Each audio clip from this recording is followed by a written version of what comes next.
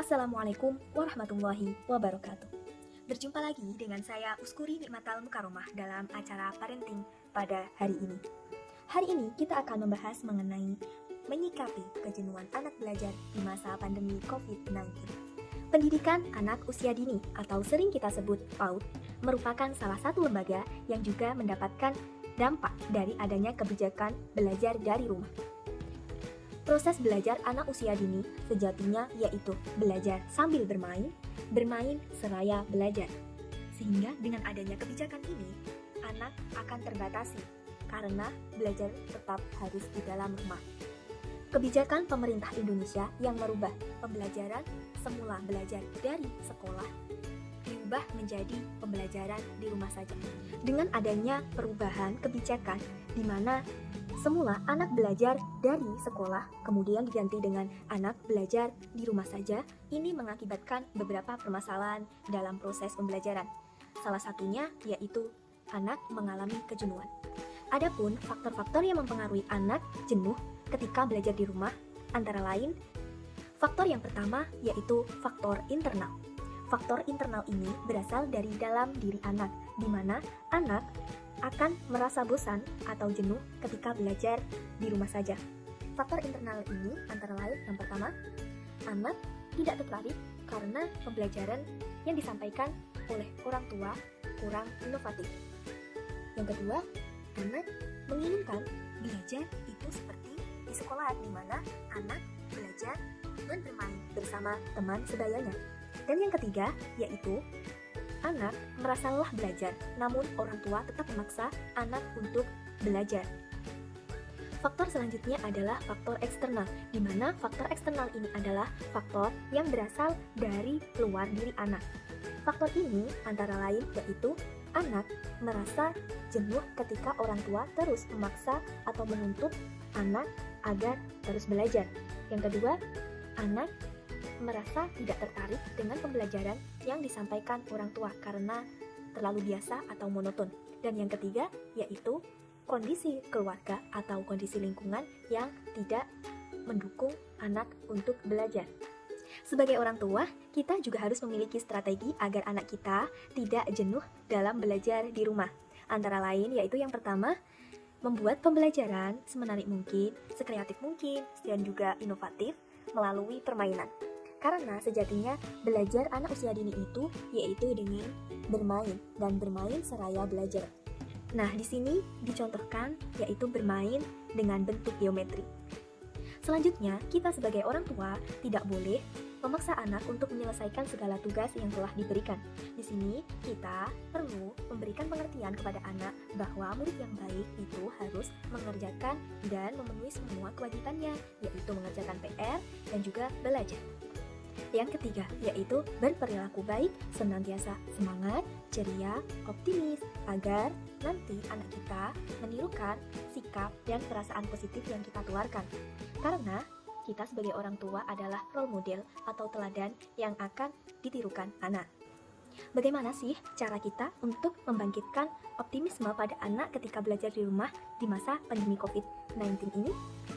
Yuk kita bahas bersama-sama. Nah, cara yang pertama yaitu cari waktu yang tepat untuk kita bisa berbicara dengan anak. Nah, komunikasi ini bertujuan agar anak dapat menyalurkan semua emosi negatifnya dan juga orang tua dapat menyalurkan apa sih tujuan dan keinginan dari orang tua. Jangan lupa dalam berkomunikasi ini berikan kesempatan kepada anak untuk meluapkan semua emosi negatif yang ia rasakan. Dan juga berikan penenangan kepada anak ketika emosi negatifnya sudah stabil. Dan berikan pelukan sebagai rasa nyaman serta aman ketika anak sudah selesai menyalurkan emosi negatifnya. Kemudian, cara yang kedua yaitu tanyakan kepada anak mengenai alasan kenapa ia jenuh saat belajar di rumah. Nah, ketika anak sudah mulai stabil emosinya dan sudah selesai untuk mengeluarkan segala perasaan emosi negatifnya, berikan pertanyaan sederhana kepada anak berupa, apakah teman-teman kakak di rumah juga merasakan hal yang sama seperti kakak, yaitu jenuh saat belajar, bosan saat belajar, dan juga ingin cepat-cepat belajar di sekolah? Nah, pertanyaan itu tadi adalah pertanyaan sederhana. Secara tidak langsung, kita akan mengajarkan anak bahwa perasaan dan sikap negatif itu sifatnya menular. Apabila teman kita membicarakan tentang emosi dan sikap perasaan yang negatif, maka kita bisa tertular dengan emosi dan perasaan negatif tersebut. Setelah itu selesai, ajak anak untuk menjadi agen perasaan dan sikap yang positif. Karena dia akan menjadi agen yang bisa membawa dirinya sendiri serta teman-temannya untuk bersikap positif. Dan juga ajak anak untuk bisa berpandangan dari sudut pandang yang berbeda. Nah, cara ini agar anak bisa mengerti apa sih yang sedang ia dan ayah bundanya serta teman-temannya dilakukan di rumah. Kenapa sih kita belajar harus di rumah? Lalu ia akan mengerti. Sebagai contoh yaitu, orang tua bisa menanyakan secara sederhana kepada anak. Dengan adanya virus corona ini, ayah maupun ibu serta adik bisa mendapatkan manfaat. Antara lain, kita bisa bersama-sama menjalankan aktivitas seperti memasak bersama, mengerjakan PR bersama, dan menyelesaikan tugas yang lainnya. Cara yang ketiga yaitu ajak anak untuk mengamati kondisi lingkungan yang ada di sekitar kita. Lalu, kita sebagai orang tua memberikan pertanyaan sederhana. Kenapa sih kita harus belajar di rumah, tidak boleh keluar dari rumah, dan lain sebagainya? Tanyakan pertanyaan itu kepada anak.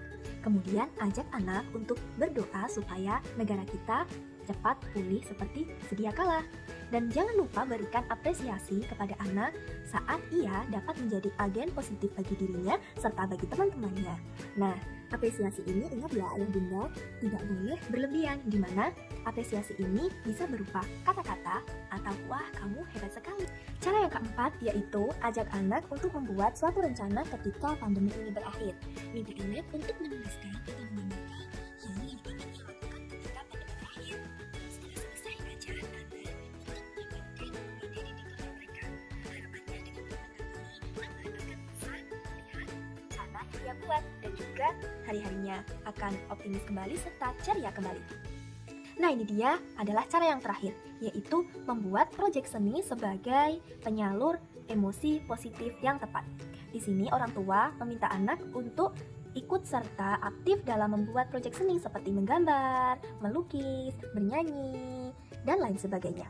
Kegiatan ini bertujuan supaya anak bisa menyalurkan emosi positifnya dengan cara yang tepat. Dan jangan lupa untuk orang tua berikan apresiasi secara sederhana. Ada juga cara yang dilakukan oleh orang tua agar anak itu nyaman belajar di rumah. Antara lain yang pertama yaitu menentukan lokasi belajar. Nah, di sini dalam menentukan lokasi belajar anak, usahakan memilih tempat yang cukup pencahayaan dan temperatur yang pas. Artinya tidak terlalu panas dan juga tidak terlalu dingin, agar anak nyaman ketika belajar. Nah, usahakan lagi pemilihan tempatnya dijauhkan dari barang-barang yang bisa menarik perhatian anak. Contohnya yaitu dijauhkan dari televisi ataupun mainan-mainan yang tidak mendukung dalam proses belajar mengajar. Nah, cara yang kedua yaitu pahami kebiasaan anak dalam belajar. Karena setiap anak memiliki cara yang berbeda dalam belajarnya. Seperti ada yang beberapa menit harus istirahat, ada juga yang beberapa menit harus fokusnya diperbaiki lagi. Nah, cara yang ketiga yaitu pahami gaya belajar anak. Orang tua harus memahami gaya belajar anaknya. Apakah gaya belajar anaknya itu termasuk visual atau auditory ataupun kinestetik. Karena masing-masing dari gaya belajar ini memiliki kekhususan yang berbeda-beda. Yuk kita bahas bersama-sama. Nah, apa sih gaya belajar visual itu? Nah, di sini gaya belajar visual adalah gaya belajar individu ketika ia belajarnya itu terfokus pada indera penglihatan. Jadi, anak akan mudah menangkap informasi yang disampaikan ketika ia melihat secara langsung. Nah, biasanya anak yang memiliki gaya belajar visual ini yaitu mereka cenderung menyukai warna-warna, ataupun gambar-gambar. Biasanya untuk penerapan pembelajaran anak yang memiliki gaya visual itu sendiri yaitu menggunakan buku gambar atau buku cerita. Gaya belajar yang kedua yaitu gaya belajar auditory, di mana gaya belajar auditory ini yaitu gaya belajar yang mengandalkan indera pendengaran. Nah, anak ini akan peka ketika ia belajar dengan mendengarkan sesuatu. Jadi, anak itu fokusnya di indera pendengaran. Nah, biasanya anak yang memiliki gaya belajar auditori ini, yaitu mereka cenderung menyukai sesuatu pembelajaran yang ada seninya. Biasanya berupa lagu, musik, ataupun nyanyian, dan lain sebagainya. Nah, gaya belajar yang ketiga yaitu gaya belajar kinestetik. Nah, ini gaya belajarnya berbeda dengan gaya belajar visual yang mengandalkan penglihatan, gaya belajar auditori atau yang mengandalkan pendengaran, sedangkan gaya belajar kinestetik ini yaitu gaya belajar yang mengandalkan gerakan. Jadi, anak akan mudah dalam belajar ketika ia melakukan gerakan-gerakan tertentu. Misal, saat belajar, ia akan menggerakkan pensilnya seperti di gerak-gerakan itu. Nah, ketika itu digerakkan pensilnya, maka ia akan cepat memperoleh atau menangkap informasi dan disampaikan. Nah, cara yang keempat yaitu sadari dan jaga perilaku yang baik. Karena kita sebagai role model atau teladan bagi anak. Anak itu sendiri memiliki sifat imitasi atau peniruan. Nah, kita sebagai orang tua itu adalah role modelnya, panutan dari anak kita. Jadi usahakan orang tua harus memiliki perilaku yang baik agar kelak nanti anak kita akan menirukan perilaku yang baik pula. Anak nyaman belajar di rumah yaitu dengan orang tua harus mengemas pembelajaran semenarik mungkin dan sekreatif mungkin serta inovatif. Nah, cara ini dilakukan oleh orang tua agar anak tidak merasa bosan. Untuk membuatnya ini cukup sederhana. Orang tua bisa menggunakan bahan-bahan yang ada di lingkungan sekitar kita. Ataupun pembelajarannya itu dikemas secara bermain. Nah, itu tadi adalah cara agar anak kita nyaman belajar di rumah bersama kita. Dan juga ada strategi agar anak tidak jenuh saat belajar. Nah, ini tadi adalah penjelasan mengenai cara menyikapi anak agar tidak jenuh saat belajar di rumah ketika wabah COVID ada di negara kita.